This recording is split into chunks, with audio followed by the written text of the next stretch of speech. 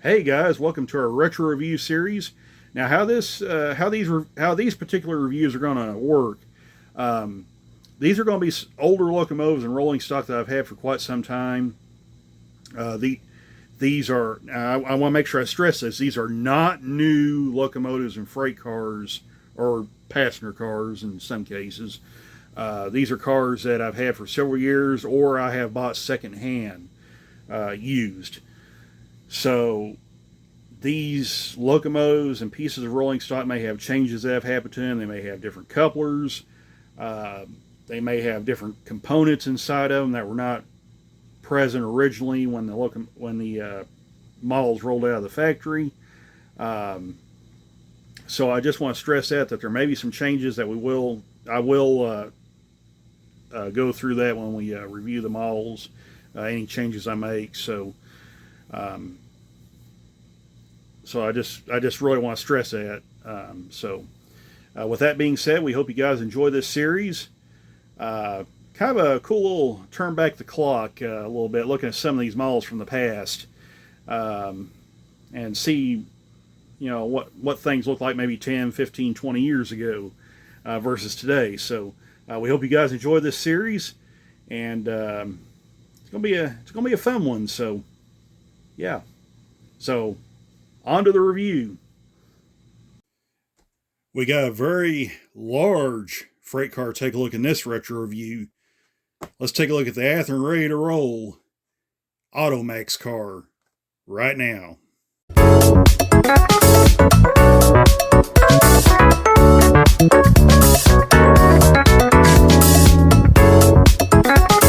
Okay, we got a very large car to take a look at in this retro review. This is the Athearn Ready to Roll Automax car.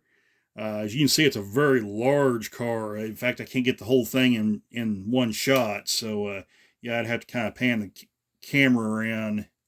And you can see the other end of the car right there. That just tells you how big this thing is. This is a car I've had for several years. In fact, looking at the box is printed 2010. So it's right around 14 years old. So it's a veteran of the fleet for sure. Um, but very nice looking model. Very, like I said, very large model. We'll kind of go through that as we after we unbox this thing and start taking a deeper dive into it. But you can probably see the box is a little dusty from just the dust accumulating. I live next to a gravel road, so things get rather dusty around here, and over the years it's accumulated a good amount of it. So that aside, just a quick tour of the box here. Very nice box. Got a nice big picture window where you can see the model inside. Um, the box is nice and sturdy as well. Should protect the model very nicely in storage and transport. Now, interesting little bit of backstory on this particular model. These originally debuted in the Genesis line. These were originally Athearn Genesis models. After couple years in the Genesis line, Athearn bumped these down into the Ready to Roll line. And that's pretty much where they've stayed up to this point. They have yet, it's been a few years since they released this car. They have yet to announce another run of these that I'm aware of. I could be wrong on that, but last checked, I did not see another run of these announced, nor has Athearn mentioned doing another run of them recently. So yeah, looks like pretty much the only place you'll be able to find these currently, if one pops up on eBay, or there maybe a straggler or two hanging around in a hobby shop collecting dust on shelves somewhere. But other than that, like I said, very, very nice car. It may be a little difficult to see on this package. I'll kind of slide around there. You see on this little sticker here, it says minimum radius 22 inches. There's a little bit of a catch to that, and we will, when we unbox this car, we'll get into that. But the car, as you see it right here, as it sits, cannot negotiate 22-inch curves. However, it's got a second drawbar in there, and again, we'll dive a little deeper in this here in a minute, but it's got a second drawbar in here that you can put in here to widen this gap out so it can negotiate 22-inch curves. But like I said, we'll dive a little deeper into that when we unbox this thing. But yeah, very nice presentation on the box. So why do you say we unbox this thing and do just that? Dive a little deeper into this model. Hang on just a second. We'll be right back. Okay, so we actually got the model unboxed now, but I did neglect to mention the model does rest in a nice foam cradle. Again, adds some good protection in there. Should protect them all very nicely and store to transport, as I mentioned earlier. So with that out of the way, and also we will talk about this guy right here, here just in a little bit, so that you see taped in there. So, all right, that out of the way, let's pan the camera down and take a look at the actual model here. So, yeah, I don't know exactly how to do this because this isn't like a other freight car reviews I've done in the past, and even passenger cars review. This is going to be kind of similar to the Atlas articulated auto wreck that I did a review on a while back. So let me figure out how I can do this. So I think we'll slide this guy around like that. Yeah, that'll work. So, okay. Start on this end right here. We will zoom in on this guy right here where you guys can get a good look at it. So, very nice details here on the end doors here. Not a whole lot of separately applied stuff that you see on the ends here. There are some steps here.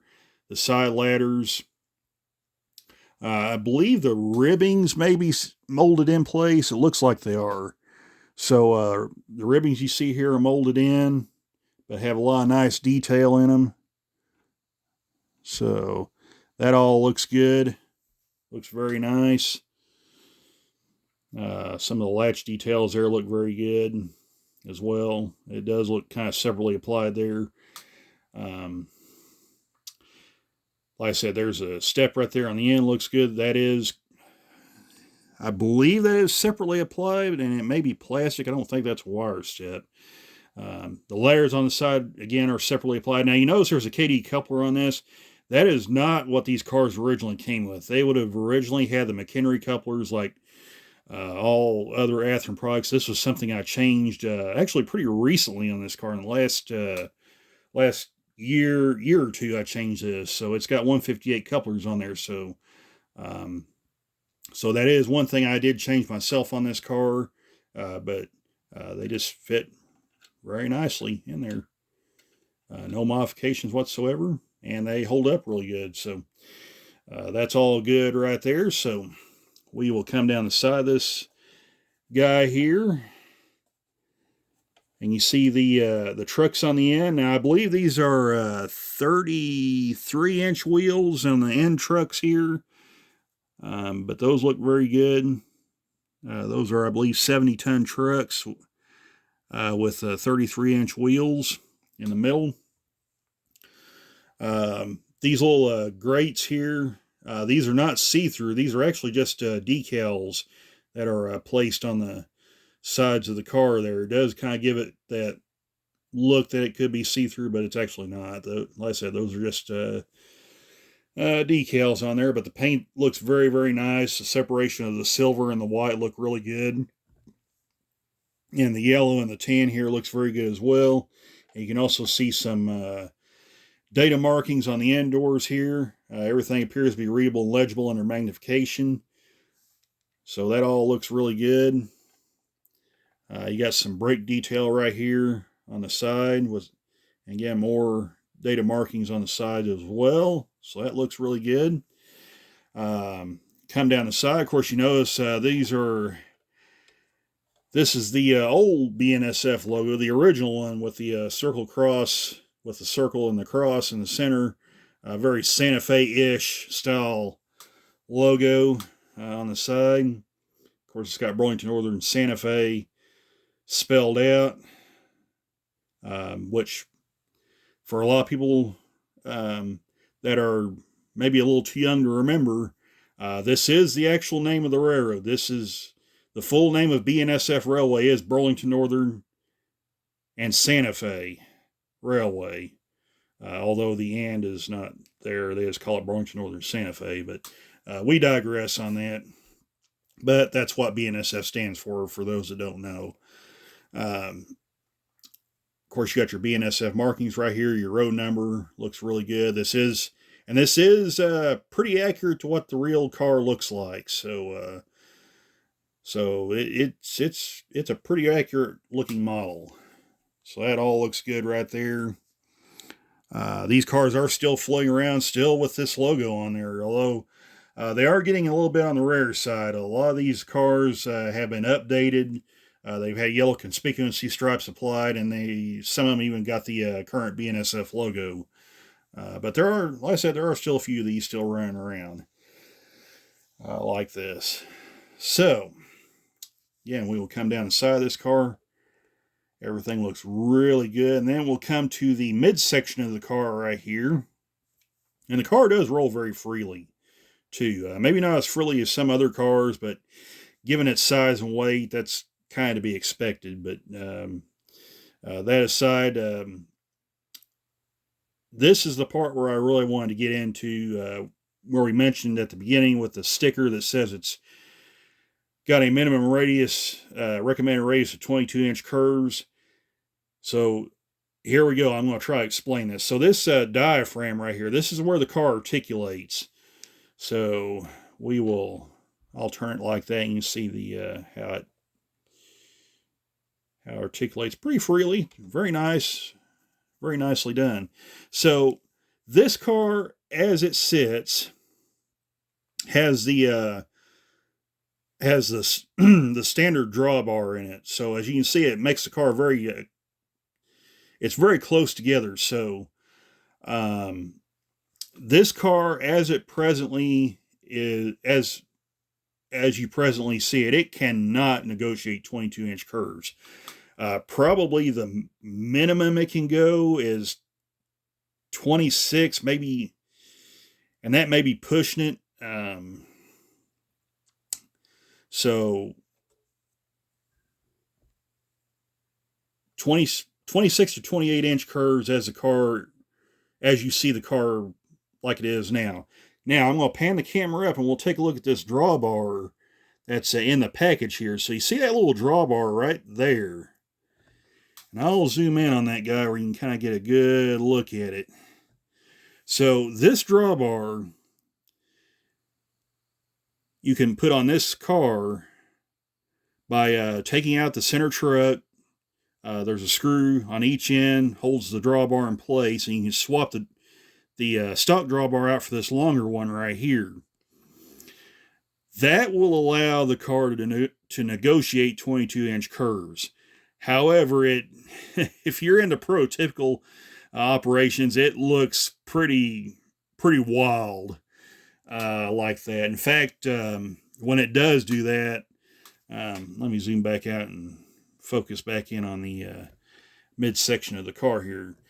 So when you do install that other drawbar on there, and it does go around a 22-inch curve, it will actually cause the car to flex to the point where this piece right here will actually come out on one end, and it like I said, it makes it look very, very odd going around sharp curves. But if push comes to shoving, you want one of these cars and you don't have any larger curves than 22-inch, it's kind of a small price to pay. But like I said, if you're into the real prototypical stuff, it does kind of throw the looks of the car way off when you do that. But anyway, I just kind of wanted to explain that part of the car. But now also with the midsection of the car, you notice it's got 36-inch wheels and a 100-ton truck in the middle. That is where the car, again, articulates. That also, having the 33 inches on the end and the 36-inch in the middle, that allows the car to sit level, because and I don't know this for sure. I'm not real certain of how these cars operate, but I think if it had 33s all the way around, the car would actually dip down in the center a little bit. So that's just kind of how the design of the car is, to kind of keep it nice and level, keep everything in good shape, because these cars were originally built to haul SUVs and light duty trucks. So I believe they could haul like 22 SUVs and trucks, as opposed to what the bi-levels could haul, which is, I think, maybe 8, I think, something like that. So 8 to 10. So yeah, this really adds a lot of carrying capacity to these cars. But anyway, we'll just slide on down to the other end of this car here. You got a nice brake chain right here, and brake rigging that runs all the way down this end of the car, this second section of the car here, which leads us to the ratchet right here, where you can set the brakes on the car. It looks very, very nice. I love the kind of the Chevy engine block red they used right there to paint that with. That looks very, very good. Again, data markings all look really nice on this car. Nice and readable under magnification. Looks really good. Like I said, details very nice here. There's the ladder on the other end. Looks very, very nice. And there's the ladder right there on the other end. So that looks really good as well. Looks very, very nice. In fact, I'll turn the light on here where you guys can see that better. There we go. So yeah, it looks really good there on that end as well. Looks very nice. Got a lot of data markings right here. Of course, you got little steps right here on the end as well. Yeah, and there's the KD158 couplers. Not stock with the Athearn models. They came with McHenry's, as I mentioned earlier. That is an upgrade I made recently to these cars, but looks very, very good. So what I'm going to do, I'm going to take the camera off the tripod, and then we're going to fly over the top of this guy, and then we'll take a peek at the underside of the car. So hang on just a second, and we'll be right back. Okay, we're ready to take a look at the top of this guy right here. And we'll just fly over the top of him just like this. There's a look at that rubber diaphragm right there. Where the car articulates. Looks very, very good. And we'll go over to the other end of the car, and there it is. Very nice. Like the aluminum finish on this car. Looks really good as well. So, all right. Hang on just a second. We'll take a look at the underside of the car next. Okay, I had to kind of get my foam piece laid up here to make it a little easier on the car, where I don't risk doing damage to it. But you can see the brake chain on the other side right there. Looks very, very good. So I'm going to let me zoom in on that right there. So yeah, there you go. Yeah, you can see that little brake chain right there. It looks really nice.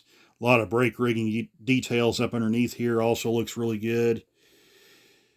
We'll come down the side of this guy right here. I'm just going to slide that down that way. Of course, pretty plain underneath. Not a whole lot going on underneath this car, but we come to the midsection of the car once again, and there you can see the screws right there that I mentioned earlier. If you want to change that drawbar out for the longer one, so it can negotiate tire curves. So you have a screw right here, a screw right here, and then you also will have to take the truck off as well. And it'll split the car into 2 sections, and then you install the new drawbar in and just reverse the process. Just put the screws back in and you're good to go. So we will slide on down here to the other end of the car. And again, once you see, we got some more brake rigging right here. Looks very, very nice. And there's your other truck with the 33-inch wheels. You can kind of get a better look at that brake chain and the brake rigging that runs down the side of the car. So that looks very, very nice right there. So, okay, one thing I did neglect to do, we didn't take a look at the other side of the car, but like I said, same story, second verse. Looks very, very nice. All the printing and labeling is nice and readable under magnification. You can see the brake detail on that side as well. So we'll just kind of go on down real quick down the side of this guy right here.